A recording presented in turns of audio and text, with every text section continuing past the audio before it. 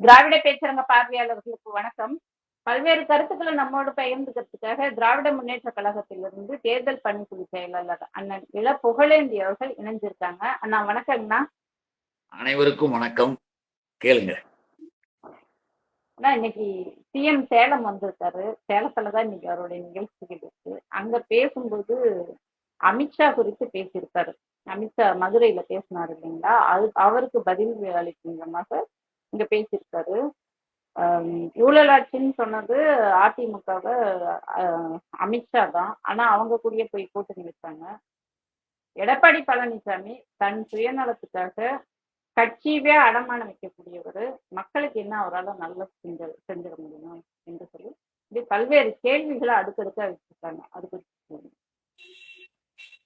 துவக்கத்திலிருந்தே அமித்ஷா கூட்டம், not only Amit Shah என்பது ஒரு ராபரி கேங் மாதிரி, ஒரு கொள்ளக்கார கூட்டம் மாதிரி. அது நீண்ட காலமாக இந்திய துணைக்கண்டத்தை இப்படிதான் வச்சிருக்கானுங்க வடநாட்டுல. அதுக்கு ஒரு பக்கம் மோடி, ஒரு பக்கம் அமித்ஷா, இவங்களுக்கெல்லாம் தலைமையாக RSS, நாக்பூர்.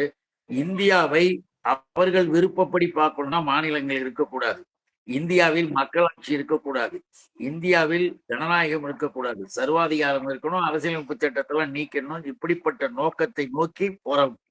அப்படி போகும்பொழுது வேறு வழியே இல்லாம அதிகாரத்திற்கு வரணுன்றதுக்காக சில இடங்களுக்கு போய் இப்ப ஓட்டு வாங்கணுன்றதுக்காக நாடகம் நடிக்கிறானுங்க.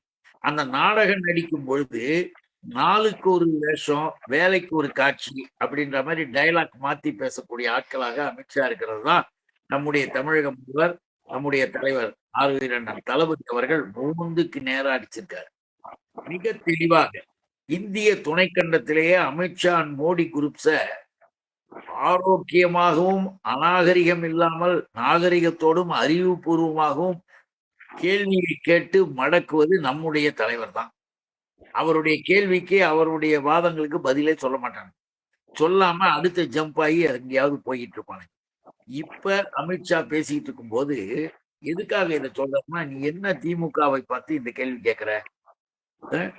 இந்தியாவை பாதுகாக்க வேண்டிய ஒரு பாதுகாப்பு நிலையில் இருக்கக்கூடிய ராணுவத்திற்கு வேண்டிய தளவாடங்கள் வாங்குறதுல கமிஷன் வாங்கின அமித்ஷா கூட்டம். ரஃபேல் போர் விமானம் மன்மோகன் சிங் 526 கோடி ஒரு விமானத்தை போடுறாரு. 3 மாசத்துல ஆட்சியை மாறி விட்டு 1652 கோடிக்கு மோடி வாங்குறாரு. இதுல இந்தியாவே அசிங்கமா கேவலப்பட்டு போனது என்னன்னா, பிரெஞ்சு நாட்டினுடைய பத்திரிகையில போட்டோ எடுத்து போட்டு இந்தியாவினுடைய கவர்மெண்ட், மிஸ்டர் மோடி கவர்மெண்ட் இங்கு புரோக்கர்ஸை வச்சு அந்த விமான கம்பெனி கிட்ட இத்தனை % கமிஷன் வாங்கியிருக்காங்க அப்படின்ற மாதிரி செய்தியை வெளியிட்டு நாடு முழுக்க உலகம் முழுக்க நாரிச்சு. கோர்ட்ல கேஸ போட்டு அங்க உன்னை கூப்பிட்டாங்க இந்தியன் கவர்மெண்ட்.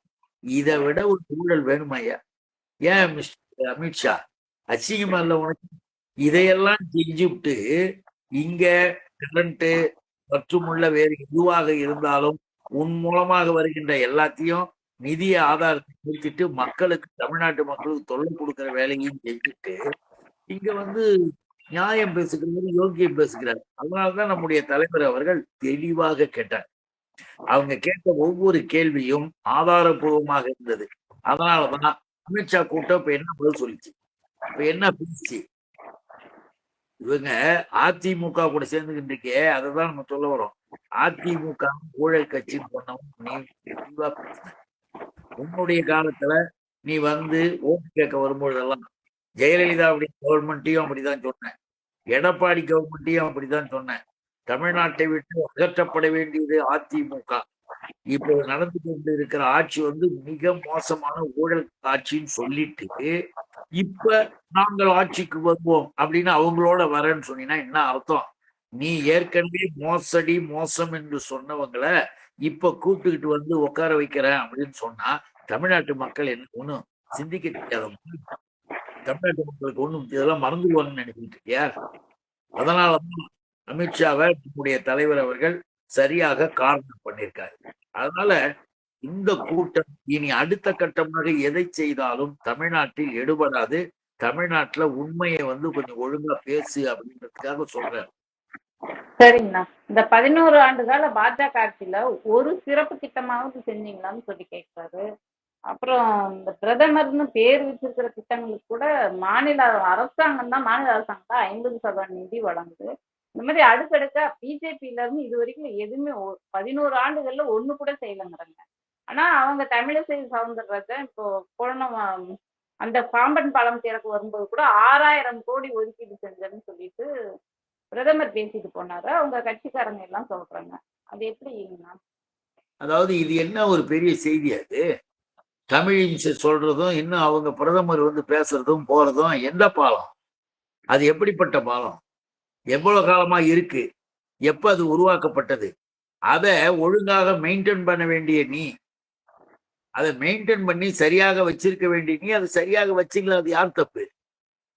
நீங்க வந்து உங்களுடைய அதிகாரத்துக்கு கீழே இருக்கிறத நீ செய்யறது வந்து தமிழ்நாட்டுக்கு பெரிய திட்டம் முடியும். எங்க தலைவர் எதை கேட்கிறாரு? தமிழ்நாட்டிற்கு உன்னுடைய உத்தரப்பிரதேசத்துக்கும் குஜராத்துக்கும் பீகாருக்கும் செஞ்சுக்கிட்டு இருக்கீங்கல்ல, அந்த மாதிரியான ஸ்கீமு பெரிய பெரிய திட்டங்கள் ஏதாவது இங்க அறிவிச்சாவது இருக்கியா? அங்க இங்கேயே அறிவிக்க தெரியுமா? அங்க அறிவிச்சுட்டு அந்த அப்பாவி மக்களை ஏமாத்தி கொள்ளடிச்சிடறான். இங்க அறிவிச்சானா ஏமாத்த முடியாது. அதனால அவன் அறிவிக்கிறது கூட கிடையாது. எய்ம்ஸ் அறிவிச்சாங்கண்ணா. எய்ம்ஸ் வந்து அறிவித்தார்கள். பெரிய இது மாதிரி வந்துட்டு மதுரையில அடிக்கல் போட்டார். அடிக்கல் போட்டுட்டு 6 மாதத்தில் அப்படின்னு சொன்னது அமித்ஷா. 6 months. ஏன்னு கேட்டீங்கன்னா நல்லா தெரிஞ்சுக்கணும். தமிழர்களை, தமிழ்நாட்டு மக்களை, தமிழக அரசை வந்து இவன் ஏத்துக்கவே மாட்டான். 2ஆம் தரமா மாற்றாந்தாய் மனப்பான்மையோட பாப்பான். நம்ம ஏன் சொல்றது தெரியுமா? இவன் பாப்பான். எதுக்காக நான் சொல்றது தெரியுமா? நல்லா புரிஞ்சுக்குங்க. மதுரையில எய்ம்ஸ் மருத்துவமனைக்கு அடிக்கல் போடுகின்ற பொழுது இந்தியாவில வேறு மாநிலங்களிலும் 4-5 இடங்கள்ல எய்ம்ஸ்க்கு அடிக்கல் போட்டாங்க. இவனுங்க ஆளுகின்ற இடங்கள்ல வட மாநிலம் அங்கெல்லாம் கட்டி இன்னைக்கு திறந்து அந்த மருத்துவமனை இயங்குது. ஆனா தமிழ்நாட்டுல காம்பவுண்ட் வாழ கூட ஒழுங்கா கட்டாம வச்சிருக்கலாம். ஏன் 6 மாசத்துல கட்டுவேன்னு சொன்னா ஏன் கட்டல? இதுக்கு பதில சொல்லிட்டு அப்புறம் பேச சொல்லு. இந்தியா முழுக்கவும் இருக்கக்கூடிய உன்னுடைய ஊழல் சாம்ராஜ்யங்கள்ல தமிழ்நாட்டு உள்ள எதையும் செய்ய முடியும். அதனாலதான் நம்முடைய தலைவர் சொன்னாரு, ஏதாவது ஒண்ணு நடந்ததுன்னா கூட 50% எங்க ஃபண்டு, எங்க அரசாங்கத்தின், தமிழ்நாடு அரசாங்கத்தின் ஃபண்டு. அதையும் கூட நீ நிறுத்துகின்ற வரை இன்னைக்கு ஜிஎஸ்டியை எங்க மக்கள், தமிழ்நாட்டு மக்களுடைய வரி பணத்தை கலெக்ஷன் பண்ணி போய் அந்த பணத்தை கொடுக்க வேண்டியதை கூட கொடுக்காம வச்சிருக்கிற மோடிக்கு, அமித்ஷாவிற்கு, இந்த தமிழ் இம்சை போன்றவர்களுக்கெல்லாம் எந்த விதமான யோகியதையும் கிடையாது நம்மை பார்த்து கேள்வி கேட்க. ஆனால் இவ்வளவு கஷ்டத்துக்கு இடையிலையும், இவ்வளவு தொல்லைகளுக்கு இடையிலையும் அரசாங்கத்தை சிறப்பாக நடத்தி கொண்டிருக்கிறாரு நம்முடைய அதனால தமிழ்நாட்டு மக்கள் பிஜேபியை ஏற்றுக்கொள்ளவே முடியாதுன்னு விரட்டுறாங்க. பிஜேபி என்ன பண்றான்? இருக்கக்கூடிய எல்லா சின்ன சின்ன பார்ட்டியெல்லாம் சேர்த்து எங்களின் ஒரே எதிரி திமுக. இதுல ஒண்ணு புரியுதா? 75 ஆண்டு கால இயக்கம் இது. Not only party, political party கிடையாது. இது மூவ்மெண்ட், இது இயக்கம், இது சமத்துவ சமுதாய சீர்திருத்த அரசியல் இயக்கம் தான் திமுக. அதனாலதான் 75 வருஷமா இதை ஆட்டவோ அசைக்கவே முடியாம வந்துகிட்டு இருக்கு. மற்றதெல்லாம் வரும் போகும். ஆக தமிழர்களின், திராவிட தமிழர்களின் சென்ட்ரல் அட்ராக்ஷன் என்று சொல்லுவது போல, மெயின் அப்படின்னு சொல்றது மாதிரி ஆக்கப்பூர்வமான சக்தியாக இருப்பது திமுக தான். அந்த திமுகவை எப்படிடா பண்றது, எப்படிடா அழிக்கிறதுன்னு பிளான் பண்ணி ஓடிடுறானுங்க. இப்ப மறுபடியும் அமித்ஷா 2வது தடவை வந்துட்டு உளறிட்டு போயிருக்கு. மறுபடியும் வருவார். வா, வந்து பாரு. உன்னுடைய ராமபக்தர் இது அங்க அயோத்தியில போய் ராமபக்தர்னு சொல்லிவிட்டு ஓட்டு வாங்குறேன்னு சொல்லி அங்கேயும் தோத்த, அந்த தொகுதியிலேயே தோத்த.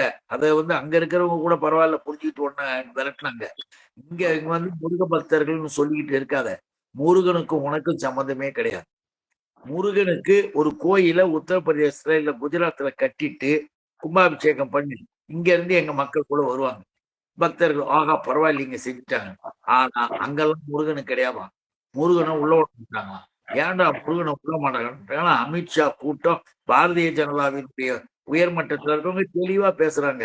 முருகன் அவர்கள் உங்களுடைய கடவுள், தமிழ் கடவுள், தமிழர்களின் கடவுள். முருகன் வந்து அணியும் கட்டிக்கிட்டு இருக்காரு. 2வதாக அவர் வள்ளியை ஏன் கல்யாணம் பண்ணிட்டார்? இவன் யாரு கேட்கறது? முருகனை. நம்ம ஆளுங்க எல்லாரும் கொதிச்சு போயிருக்கிறாங்க.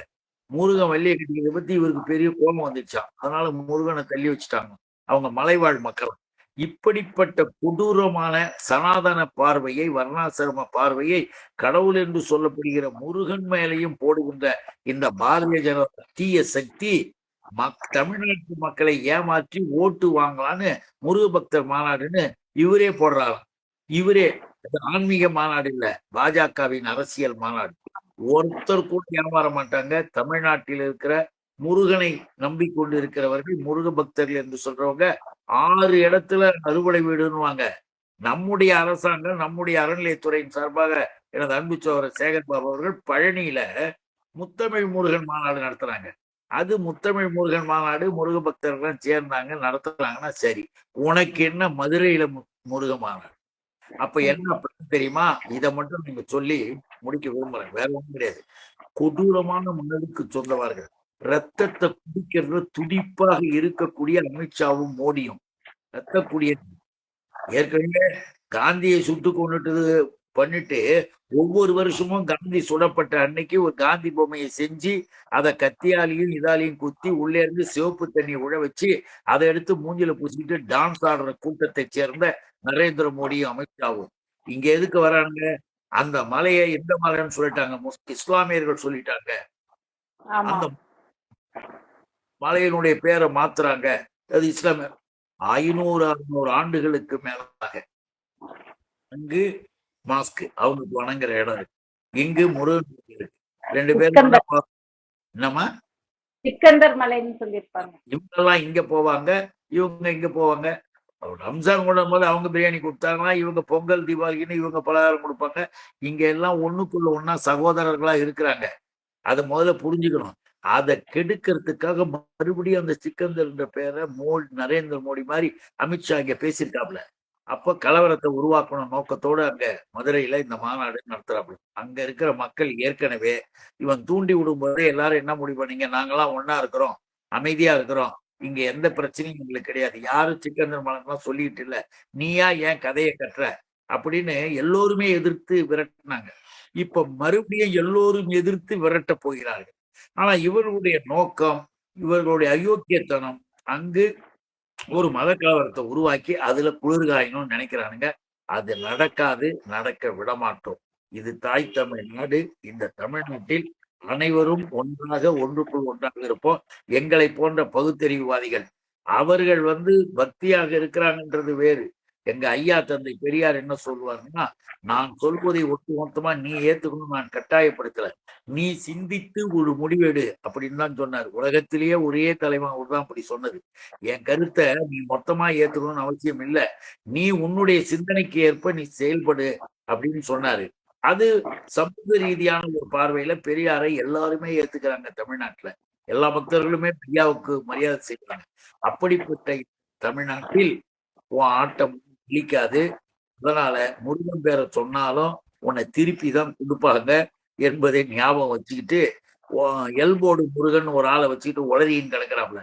இப்ப அந்த எல்போர்டு முருகன் ஒரு ஆளு, ஆஹா நாங்க அதை செய்யறோம் இதை செய்யறோம்னு வேல் யாத்திரை போறேன் அப்படின்னு வேலை கையில எடுத்துக்கிட்டு நான் அங்க போறேன் இங்க போறேன்னு டான்ஸ் ஆடிட்டு 2 நாள் 3 நாள் கூட எங்கேயும் ஒழுங்கா போகாம கார்ல போய் இறங்கி போட்டோ எடுத்துக்கிட்டு நாடகம் நடிச்ச எல்போர்டு முருகன் இப்ப திமுக மேல குறை சொல்லிட்டு இருக்காரு. ஒரு இடத்துல போய் வேலை கீழே வச்சுட்டு காஞ்சி மேல பட்டு கால் வேல் மேல இருந்து இதெல்லாம் போட்டோ வந்துச்சு வெளியில.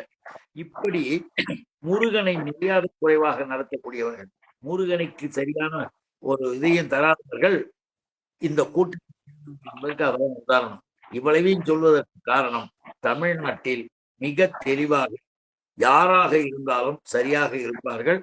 உங்களுக்கு இடம் கிடையாது. நீங்கள் எல்லாம் போலித்தனமானவர்கள், காவி மயமாக இருக்கக்கூடிய காலித்தனத்திற்கு சொந்தமாக இருக்கீங்க.